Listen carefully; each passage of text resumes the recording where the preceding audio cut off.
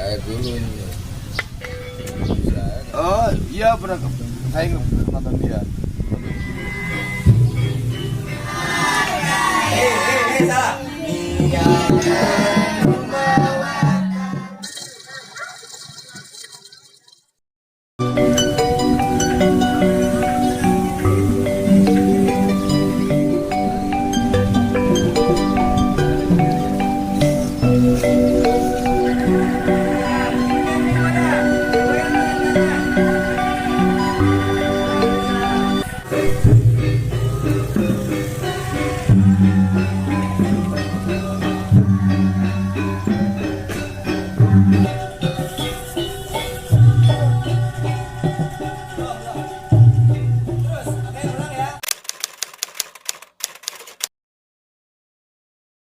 Dari tahun 2017 kita bebaskan lahan.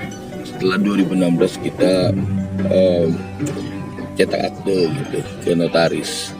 Jadi kalau bikin aktenya sih dari 2016, kemudian bebaskan lahan 2017. Nah 2017 itu pula pertengahan kita membangun sekolah dimulai dari TPQ, itu TPQ, kemudian TK, menyusul SD, SMP dan SMA.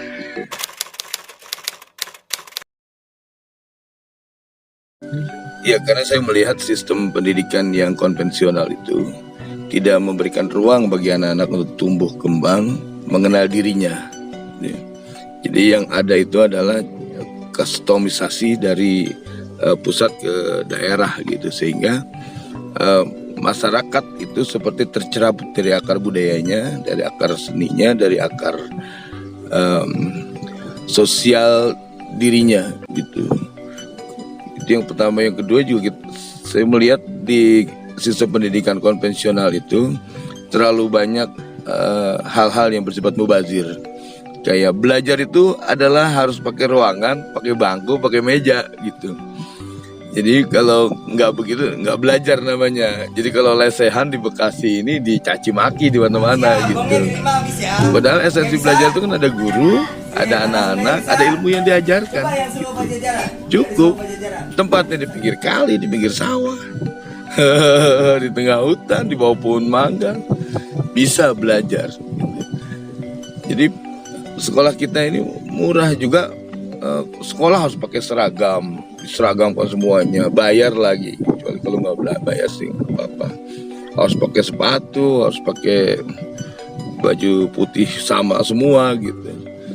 Sementara dari kalangan kita di sini kan kalangan middle low ya, untuk tidak mengatakan miskin gitu ya.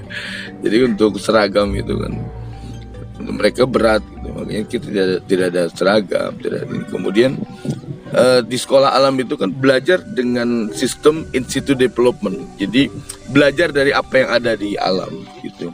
Belajar tentang sungai, belajar tentang sawah, belajar tentang rumput, belajar tentang pepohonan gitu. Jadi tidak harus dengan LKS atau buku kurikulum yang diproduksi oleh Dikbud atau Diknas gitu.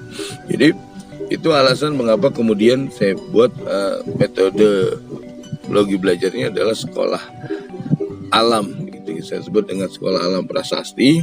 Mananya adalah bahwa prasasti itu adalah dokumen yang tersimpan dalam sebuah benda, baik naskah kuno atau batu-batuan yang menjadi penyambung antara masa lalu dan masa depan gitu. Sehingga hari ini kita akan membuat prasasti untuk membangun masa depan yang lebih baik. Itulah peradaban yang mulia.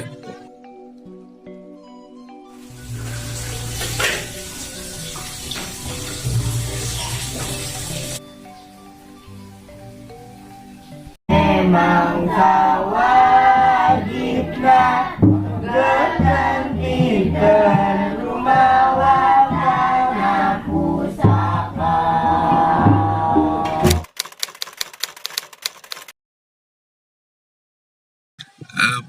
Ada beberapa agenda dari sekolah alam. Pertama, di sekolah alam itu membangun karakter. Jadi pembangunan karakter yang baik melalui kebiasaan-kebiasaan yang baik. Yang kedua itu membangun leadership atau kepemimpinan, baik itu memimpin pribadi maupun memimpin kelompok atau masyarakat. Yang ketiga itu membangun kewirausahaan. Ya, membangun kewirausahaan artinya bahwa anak sekolah alam kita berharap, kita berikhtiar, mereka akan menjadi pewirausaha yang tangguh dan mandiri, bukan sekedar menjadi pegawai pabrik yang menjadi sekrup dari sebuah mesin besar industri. Nah, dengan kewirausahaan itu dia bisa menggali potensi dalam dirinya, bisa menggali komoditas-komoditas yang ada dalam skup lokal dan bisa kemudian mengeksplorasi, jadi tidak bergantung pada luar. Ya, jadi kewirausahaan ini yang kita install ke anak-anak sehingga mereka bisa tumbuh kembang, berkarakter, bisa memimpin diri sendiri dan dia bisa berwirausaha. Itu kemudian juga kita bangun logika akademik dari anak-anak di sekolah alam ini, diajarkan logika akademik bahwa kita rasionalisasi semuanya. Ya, kita rasionalisasi artinya bahwa hal-hal yang bersifat tahayul itu suatu hal yang tidak perlu dijadikan pegangan dalam hidup. Jadi gitu. Harus punya logika akademiknya. Ya. Kemudian terakhir yang kelima itu adalah konservasi alam dan lingkungan. Kita ingin mencetak manusia-manusia yang dia punya wawasan lingkungan berkelanjutan. Jadi kalau dia jadi pewirausaha, dia pewirausaha yang menjalankan bisnisnya dengan green, dengan hijau, dengan wirausaha hijau gitu. Kemudian kalau dia menjadi investor, dia akan berinvestasi di bidang-bidang yang tidak merusak alam gitu. Kemudian kalau dia adalah seorang guru nanti, dia akan mengangkat lokal genius dari kampung-kampung, lokal genius dari leluhurnya, sehingga tidak bangga dengan orang luar gitu, tidak bangga dengan apa yang diajarkan dari luar dirinya gitu, apalagi di luar agamanya. Itu saya kira dia akan menjadi seorang yang sangat mulia gitu, dan nanti akan membentuk peradaban mulia itu sih.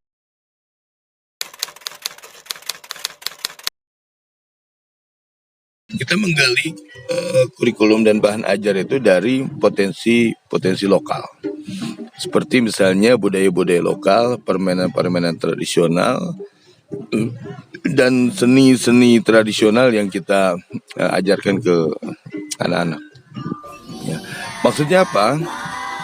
Kita ingin membangun masa depan yang lebih baik dengan mencetak orang-orang hebat yang tahu dirinya, tahu budayanya, tahu dasar atau originalitas dari bangsanya. Jangan sampai kemudian mereka jadi orang hebat, tapi secara pemikiran mereka tercerabut dari akar budayanya, gitu. Maka di sini ada game-game tradisional kita ajarkan. Nah, ketika bermain, setelah itu berdiskusi, gitu, insight atau bahasa kita pendalaman, apa yang mereka bisa pelajari dari game tradisional, kekompakan, kekuatan jasmani, kemudian kerjasama dan lain sebagainya, Jadi banyak hal yang didapat dari permainan tradisional itu. Maka banyak juga yang nanya kemudian, ini sekolah atau sanggar gitu. Ya, ini tetap sekolah, hanya dengan muatan-muatan lokal yang diperluas gitu, dengan muatan lokal yang lebih merdeka, dengan penanaman atas individu yang bangga terhadap diri sendiri, bangga terhadap bangsanya, bangga terhadap kampungnya. Dan kita di sini menganggap semua anak itu adalah hebat. Gitu. Jadi kalau di ruang-ruang resmi itu yang namanya anak itu hanya diukur dari tingkat intelektualitas saja, di sini tidak. Selain intelektual, selain kecerdasan akademik, anak-anak juga kita apresiasi buat kecerdasan motorik, kecerdasan musik, kecerdasan bahasa, kecerdasan interpersonal gitu. Jadi multiple intelligence, ya. Jadi kecerdasan berganda, bahwa anak itu kalau memang ada yang SD kelas 6, kelas 7 kemudian masih belum bisa baca, biarin aja, mungkin dia kelebihannya tidak pada intelektual, kelebihannya dia pada psikomotorik misalnya, walaupun dia nggak bisa baca tapi dia bisa bikin ketapel, tapi dia bisa macul, dia bisa terampil dalam naik-naik pohon gitu. Nah, ini kan sebuah paradigma baru di mana kita memandang setiap anak itu hebat. Hatta mereka yang dianggap sebagai punya disabilitas gitu, kayak Down syndrome, kayak cacat-cacat fisik dan sebagainya. Di sini semuanya kita hargai dan kita perlakukan sama, tidak ada yang dibedakan.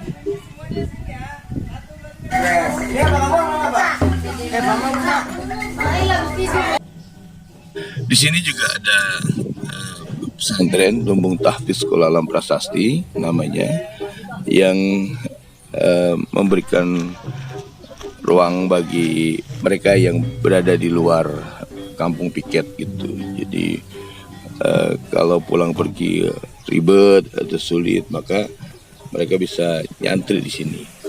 Nah, tetap pesantren kita adalah pesantren yang berbasis pada alam gitu. Jadi yang dengan konsep belajar bersama alam, anak-anak tetap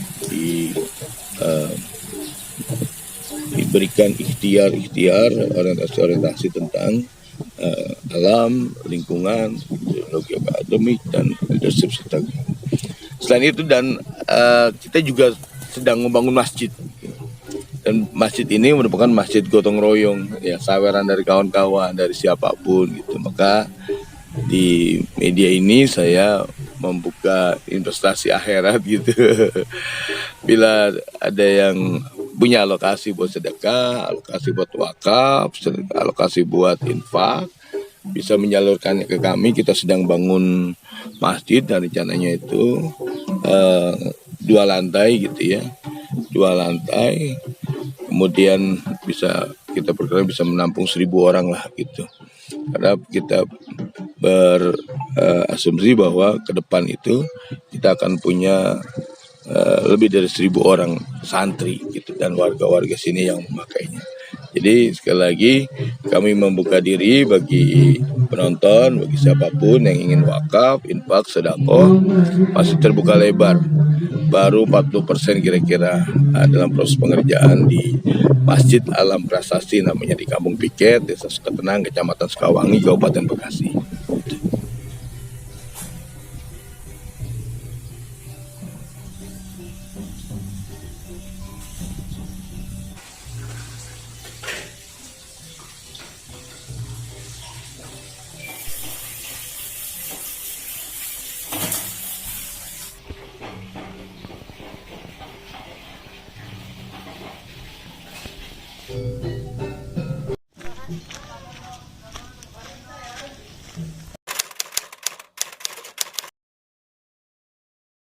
Sekolah Alam Prasasti bersama Lumbung Tahfiz Sekolah Alam Prasasti serta seluruh tingkatannya membuka diri bagi siapapun yang ingin belajar, ingin berilmu, menggembleng diri di Sekolah Alam Prasasti. Jangan takut tuh sekolah di sini nggak punya ijazah, pasti berijazah. Kita sudah meluluskan 2 angkatan, ya, SMP 2 kali, SMA juga 2 kali, sehingga dan mereka terus melanjutkan jenjangnya gitu. Jadi sekolah di sini tetap berijazah walaupun kita belajar di alam.